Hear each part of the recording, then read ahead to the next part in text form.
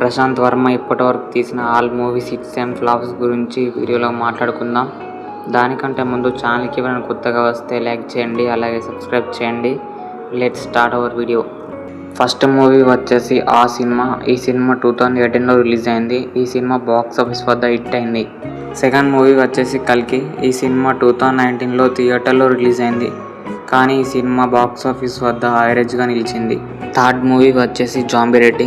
ఈ సినిమా 2021లో థియేటర్లో రిలీజ్ అయింది. ఈ సినిమాలో హీరోగా తేజ సజ్జా నటించారు. ఈ సినిమా బాక్స్ ఆఫీస్ వద్ద హిట్ అయింది.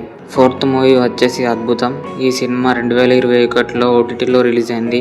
ఈ మూవీ ఓటీటీలో హిట్గా నిలిచింది. ఫిఫ్త్ మూవీ వచ్చేసి హనుమాన్. ఈ సినిమా 2024లో థియేటర్లో రిలీజ్ అయింది.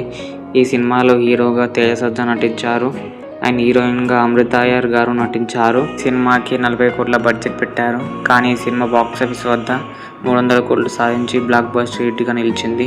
ప్రశాంత్ వర్మ అప్కమింగ్ మూవీ వచ్చేసి జై హనుమాన్. ఈ సినిమా 2026లో థియేటర్లో రిలీజ్ కానుంది. ఈ సినిమాలో హనుమాన్గా రిషబ్ శెట్టి చేస్తున్నారు. ప్రశాంత్ వర్మ అప్కమింగ్ మూవీ వచ్చేసి అధీరా. ఈ సినిమా గురించి ఎలాంటి అప్డేట్స్ రాలేవు.